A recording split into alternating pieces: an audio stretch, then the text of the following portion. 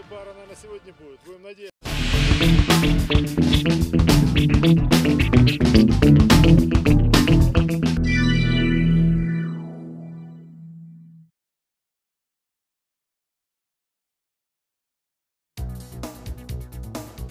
Горный Алтай – центр Евразии. Здесь обитает самая многочисленная популяция сибирского козерога.